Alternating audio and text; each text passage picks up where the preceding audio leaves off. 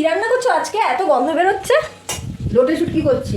আর এই শুটকি মাছ রান্না করলে সারা পাড়া লোক জেনে যায় ওদের বাড়ি কী রান্না হচ্ছে এই গন্ধতে। নমস্কার বন্ধুরা, তোমরা তো বুঝতেই পারছো আজকের রেসিপি কি। এই প্যাকেটে লোটে শুটকি আমাদের ঘরে সবার প্রিয়। এই শুটকি মাছটা সবজি দিয়ে খেতে কিন্তু বেশি ভালো লাগে। একবার এইভাবে করে দেখতে পারো, আশা করছি ভালো লাগবে। এই প্যাকেট শুটকি মাছ পরিষ্কার থাকে, তাই একবার গরম জল দিয়ে ধুয়ে 5 মিনিটের মতন গরম জলে ভিজিয়ে রেখেছি। এরপর জল থেকে তুলে নুন, হলুদ, লঙ্কার গুঁড়ো, সর্ষের তেল দিয়ে মেখে ভেজে নিয়েছি। ডুমো ডুমো করে কেটে রাখা আলু, কুমড়ো, বেগুন ভেজে তুলে রাখবো। ওই তেলে জিরে, শুকনো লঙ্কা, তেজপাতা ফোড়ন দিয়ে কুচি কুচি করে কেটে রাখা পেঁয়াজ, এরপর ডুমো ডুমো করে কেটে রাখা আলু, টমেটো, নুন, হলুদ দিয়ে ভেজে নেব। এরপর পেঁয়াজ বাটা অল্প ভেজে আদা রসুন বাটা আর অল্প জল দিয়ে কষিয়ে নেব।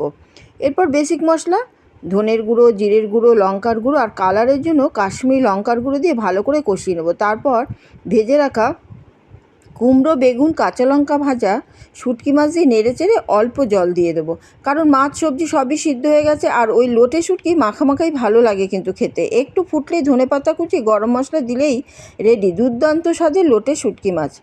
একবার বানিয়ে খেয়েও ভালো লাগে। ভাতের সাথে লোটে শুটকি মেখে খেলে দুপুরে খাওয়া একদম জমে যাবে।